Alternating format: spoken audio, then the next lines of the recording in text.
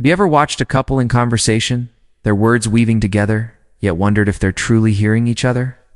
Not just the surface of their speech, but the deeper currents, the instincts, the unspoken desires, the quiet fears, that shape their every exchange.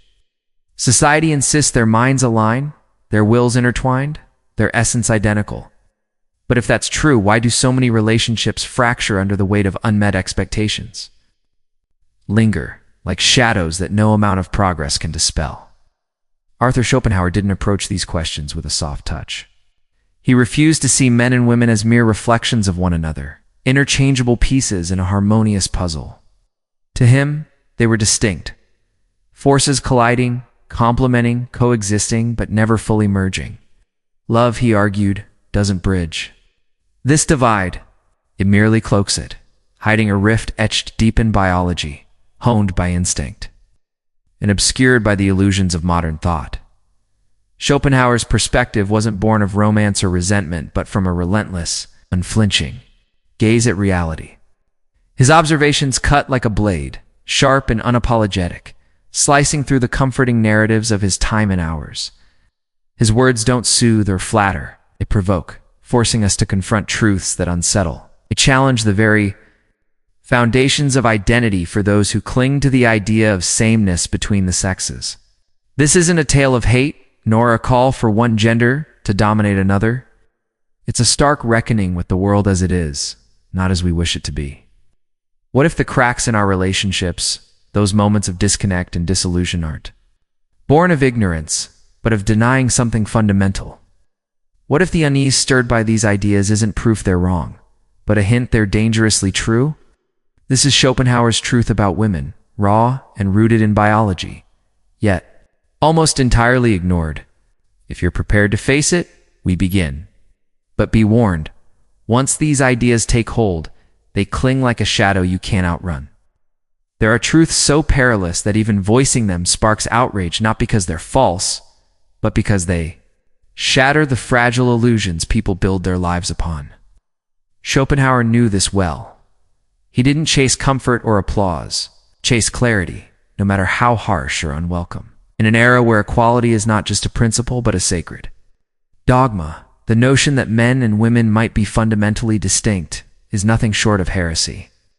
Yet Schopenhauer stood firm, unapologetic, saw the sexes not as mirrors reflecting the same essence, but as opposites, different in body, spirit, instinct, and purpose. To pretend otherwise, he warned, invites not harmony but chaos, not understanding but collapse. This wasn't misogyny. It wasn't bitterness. It was the grim recognition that human nature is not fair and never has been. Beneath the polished veneer of society, Schopenhauer saw a primal order, one driven not by lofty ideals, but by the raw mechanics of survival. Picture a world stripped of its courtesies, where instincts pulse like a heartbeat, different to notions of justice or equality. These instincts, shaping men and women alike, weren't chosen, they were forged in the crucible of evolution, blind to fairness, deaf to morality. To speak this truth today is to court condemnation, to be branded cruel or backward. Cared little for such labels. He knew that lies, however well-intentioned, fester silently, eroding the foundations they claim to uphold.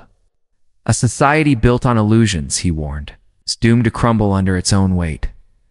The very premise is taboo because it threatens to unravel everything. If men and women differ not just in thought, but in instinct, in purpose, then the pillars of love, equality, and gender as we know them begin to crack. What does it mean if our deepest connections are built on a fault line? Schopenhauer's fear wasn't the difference itself, but the refusal to acknowledge it. The body never lies. Long before words form or thoughts crystallize, the body knows. Its desires, its fears, its purpose. Men and women don't enter the world as blank slates, free to be molded by ideals. They carry the weight of countless generations, instincts sharpened by survival, not by modern dreams of fairness. This divide isn't rooted in outdated traditions or ancient biases, it's etched in nature itself.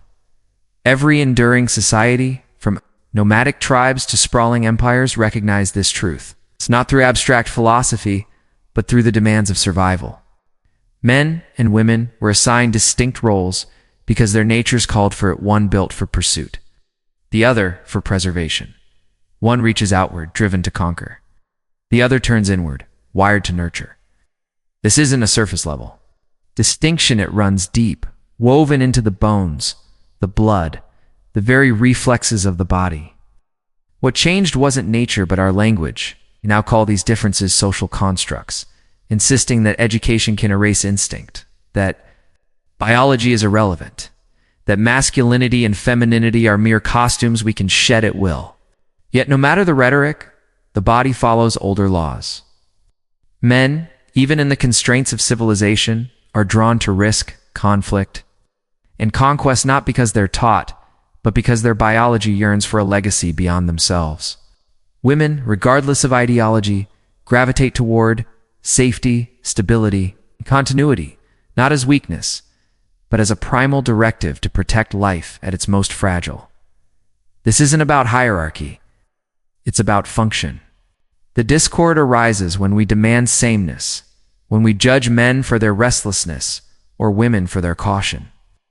Measuring both against a single artificial standard and labeling difference as flaw, nature doesn't care if this offends, cares only that the system endures, as it always has.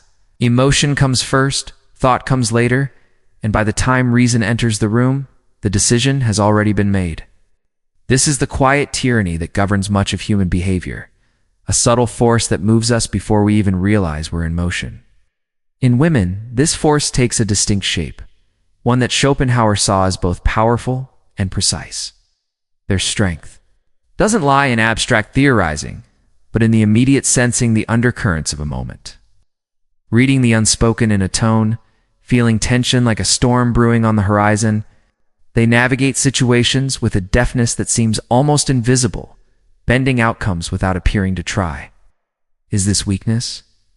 Far from it. It's instinct sharp, calculating, and often imperceptible to those who don't look closely. While men may lose themselves chasing lofty ideals or wrestling with ideas that yield no reward, women are naturally attuned to the tangible. Their choices orbiting survival over speculation, safety over glory, connection over conquest. This isn't the product of oppression, but the legacy of something far older than civilization itself. The mind may speak in logic, but the body speaks in urges, and women, more than men, are tethered to this primal wisdom. They sense threats before they surface, calculate risks without a conscious tally, and gravitate toward power not out of reverence, but because they instinctively know it shields. These impulses aren't learned or inherited, woven into the fabric of their being. Instinct isn't a voice whispering advice, it's a current, swift and unyielding, shaping thoughts and desires before they even form. For women, this current runs through every choice, every relationship, every ambition. Reason may dress it up, but beneath the surface, nature holds the helm. Men often fool themselves, believing logic lifts them above biology. Women rarely fall for that illusion. They don't debate their instincts, they live them. Therein lies their deepest strength, not in intellect or physical power, but in an unerring trust in what their nature demands. Meanwhile, men exhaust themselves, denying they have instincts. That all what people call love is not what they think it is. It cloaks itself in poetry, in promises, in the fever of passion, but beneath this shimmering surface lies a colder truth.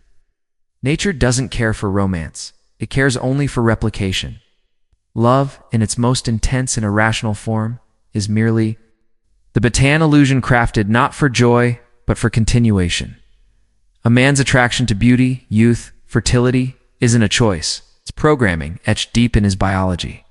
A woman's draw to strength, security, dominance isn't sentiment, it's necessity. Signal from the body, not the heart. It feels like fate, like magic, but it's strategy, silent and relentless, driven by codes older than any vow. Neither side is innocent in this dance. Men offer devotion to secure intimacy. Women offer affection to secure protection. These transactions are rarely spoken, even less often admitted, but they unfold all the same. And once nature's terms are met, once its purpose is fulfilled, the fire dims, the passion fades. The illusion begins to crack. What was once called eternal now feels suffocating. What once seemed perfect now appears ordinary. And the couple, caught in confusion and disillusionment, wonders where it all went wrong. But nothing went wrong. The illusion simply served its purpose. It was never meant to endure, only to spark. To draw two lives together for a fleeting moment before fading like a flame that's burned its fuel. Can love ever truly be ours, or is it merely borrowed from nature, a fleeting gift lent for her own ends? The poets sing of love as salvation, a force to lift us above the mundane. But biology cares nothing for such lofty dreams. It seeks only cycles, free production, continuation, survival. Once that purpose is fulfilled, the veil lifts, the passion dims, and reality creeps in, stark and unyielding. Love ends where nature's work is done, and that's where the truth begins. Power does not always arrive with noise, doesn't always demand attention with a raised voice or a crown atop its head.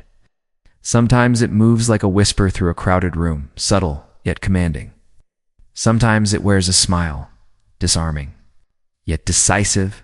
While men have long claimed power through strength, conquest, or open confrontation, women wield it differently. Shaping outcomes through quieter, more nuanced means, through influence, suggestion, and emotional precision.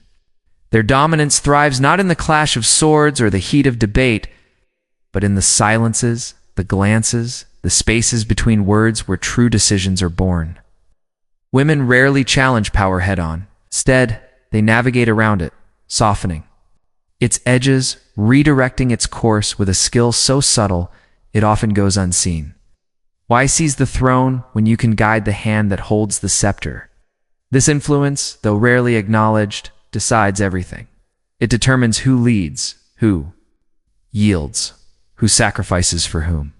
It shapes which battles are fought and which are quietly avoided, not through force, but through persuasion so deft it feels like choice. Beauty is a weapon, yes, but not the only one. Far sharper is the ability to read a room, to sense motives. Before they're spoken, to steer someone toward a decision they believe was their own. This isn't crude manipulation. It's an instinctual strategy, honed over eons by evolution's relentless hand. Power that demands submission is visible, resisted. Power that moves through emotion glides past defenses, unchallenged and often unnoticed. Men may build the structures of society, but women shape the decisions that keep them standing. Influence from the shadows is no less potent. It may, in fact, be more so. Not all rulers wear titles, and not all revolutions begin with war. Some begin with a whisper from someone who never raised their voice at all. Some chase what could be, others guard what is. This is the quiet fracture between the male and female mind. A divide not just in feeling, but in their very movement through time. One stretches forward, reaching for the unknown, driven by ambition or conquest. The other remains rooted in the present, vigilant, attuned to the world around them, wary of anything that might tip the delicate balance of survival. It is not a matter of intelligence, it is a matter of instinct, and are drawn to the distant. Two legacy, two dreams that may never be fulfilled. They wager their youth on visions of future glory, enduring hardship for abstract ideals. Greatness, freedom, immortality, chasing shadows that shimmer just out of reach. The prize is often hollow, yet they press forward, driven not by choice, but by a force deep within. Women watching this restless pursuit turn away not out of fear, but with a clarity that cuts through the haze. Their instinct doesn't pull them into the fog of ambition. Instead, it anchors them to what is near, tangible, secure. They seek stability over speculation, comfort over conquest. Is this small-mindedness? No, it's survival, a primal directive to preserve the present. Before chasing an uncertain future, this fundamental divide shapes everything: how love is offered, how choices are made, how risks are measured. A man might sacrifice a decade for an idea, burning brightly for a distant goal. A woman might pause, questioning why the present must be forsaken, He sees a future that justifies the cost. She sees a moment slipping through their fingers. Neither is wrong, but their visions clash. When they try to live as if they're the same, resentment festers. One feels weighed down, the other abandoned, yet both are tethered to the only rhythm their nature knows. One lives for tomorrow. The other fights to keep today from falling apart. It always begins the same. The overwhelming pull, the electric sense of fate, the conviction that this person, above all others, truly understands. It feels as if love, this time, will defy the past, that every heartbreak was merely a prelude to something enduring. Picture two souls caught in that first rush, where every glance feels like destiny. Slowly, imperceptibly, that certainty erodes. The spark dims, the mystery fades into routine, and the once mortal intensity becomes ordinary, even grating. This unraveling isn't a mistake, not a product of failure or betrayal. It's woven into the very fabric of the illusion. What felt eternal was never built to last. It was a biological fever, a fleeting madness designed to draw two people together just long enough for nature to play its part. Once that role is fulfilled, the curtain falls, and what remains is not romance, but reality, stark and unadorned. Many resist this decline, chasing the early rush, as if it's a puzzle to solve, a spark to rekindle. Others grow bitter, convinced they've been deceived or let down. But the truth is both simpler and harsher. The feeling was never what we imagined. It was a means, not an end. Nature cares nothing for sustaining love beyond its purpose. What lingers afterward is something quieter, sometimes stronger, sometimes emptier, a partnership stripped of its disguise, a connection laid bare. Some stay, many leave. Most mourn what they thought would last. The tragedy is not that love ends. The tragedy is that we keep expecting it not to. We cling to the illusion of love as a sacred promise, not a fleeting phase. When it fades, we grieve as if a treasure was stolen, hearts heavy with betrayal. But nothing was taken. We were merely borrowing a lie, one so potent it convinced us. Forever was real until it dissolved, as it always does. No society endures without structure. Every empire, tribe, and nation that stood the test of time did so by recognizing the roles its members were shaped to play. Stability doesn't spring from dreams alone. It's forged through discipline, repetition, and a delicate balance of instincts. In this framework, women's roles were never lesser. They were foundational. Not in the clamor of public conquest, but in the quiet continuity of private life. They safeguarded the home, the bloodline, the emotional heartbeat of the community. Their instincts for safety, care, and closeness weren't diminished as inferior, but revered as essential. A steady counterweight to the male drive toward risk. One force built and broke. The other preserved and protected, like two hands steadying the same fragile vessel. For centuries, this balance was honored, not out of oppression, but out of necessity. Women's nurturing wasn't a shackle, it was a strength, tempering ambition. With equilibrium, as civilization evolved, the narrative shifted. The pursuit of equality became a crusade to erase difference. Traits once seen as natural were recast as limitations. Emotion was branded weakness, nurture twisted into subservience. The notion took root that progress meant making men and women interchangeable, as if human nature could be reshaped like clay. But can a living system thrive on interchangeable parts? Such designs suit machines, not societies. When emotion is elevated above reason in the highest halls, when comfort trumps discipline, when short-term security overshadows long-term vision, the consequences aren't theoretical. They're the cracks in a structure drifting from its foundation. Women's influence was meant to anchor the center, not steer the whole. Stretched beyond its purpose, the very instincts that once grounded society can begin to unsettle it. The intent may be noble, but the outcome often breeds chaos. Civilization hinges on balance, and balance requires each part to hold its place. Not all morality is built the same. Some moralities are forged in principle, cold, abstract, unyielding. Others spring from need, from circumstance, from the pulse of emotion. When we speak of ethics, we imagine a universal compass, a singular path to what is right, but reality is more fractured. There are different kinds of right, and some bend under the weight of what men call moral. These often tie to law, to consistency, to sacrifice, holding ideals above sentiment even when it hurts them. They believe in fixed lines, rules that should not be crossed, even when no one is watching. This isn't mere virtue, it's structure, the deep-seated need to subordinate emotion to a higher order, to anchor the chaos of feeling in something unyielding. Men cling to principles, to codes etched in stone, believing they hold the world together, but women move differently.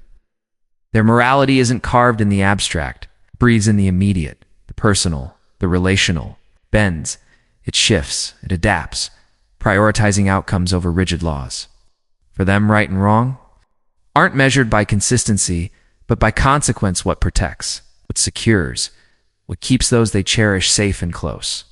Is this deception? No, it's instinctual strategy. A morality tuned not to philosophical debates, but to the raw demands of survival. It asks not, is this just, but does this help? A flexible, empathic compass that can seem contradictory. To those who prize unwavering rules, men might see hypocrisy in its fluidity, women see wisdom. Men might call it inconsistency, women call it sensitivity. Neither is wrong, they simply speak different ethical languages shaped by instincts, designed for distinct roles. To demand they follow the same code is to deny the truth of nature. Not all morality springs from logic. Some is born from life itself. And life, unlike law, cares little for consistency, cares only for what endures.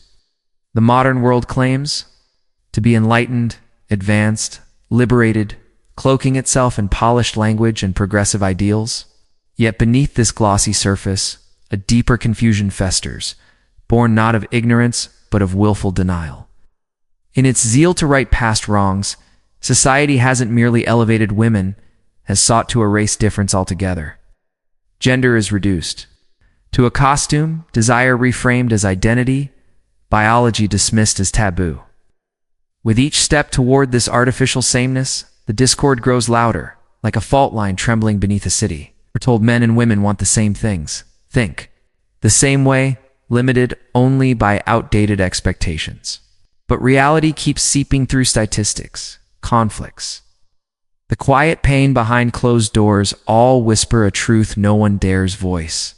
The sexes aren't converging, they're drifting further into misunderstanding. The illusion of sameness is seductive because it promises simplicity if men and women are identical. All conflict is just a misunderstanding, and erasing difference will erase strife. But the cost is heavy. Men are urged to feel more, want less, soften their edges. Women are pushed to climb, conquer, harden their hearts. Neither finds happiness in this forced reshaping, both become strangers to themselves. This isn't progress, it's displacement. Men cast adrift from their instincts. Women burdened with expectations they never wanted, and all of it enforced not by force, but by shame.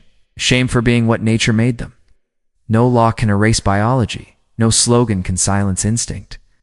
The more society denies the fundamental distinctions between the sexes, the more brittle it becomes, not because difference itself is dangerous, but because pretending it doesn't exist turns truth into a crime.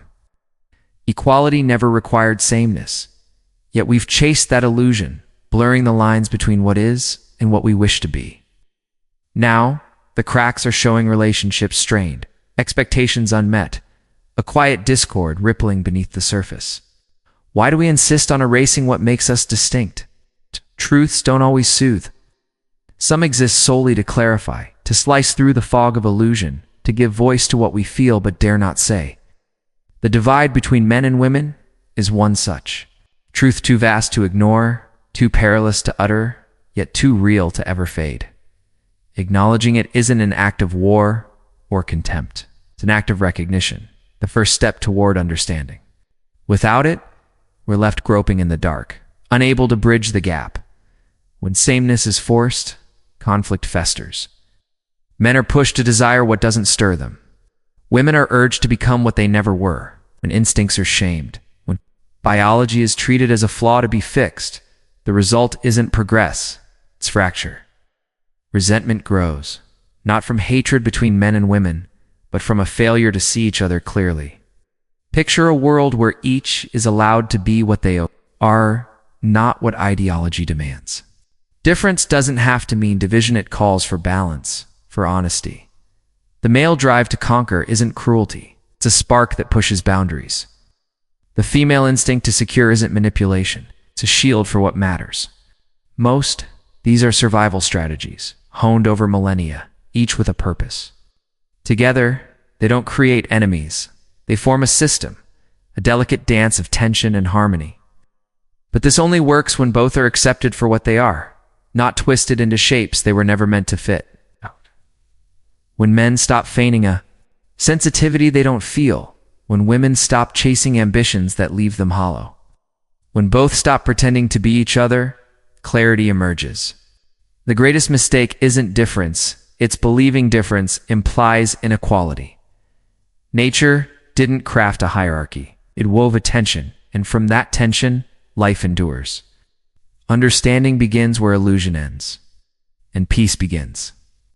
Moment we stop demanding sameness and start respecting the truth.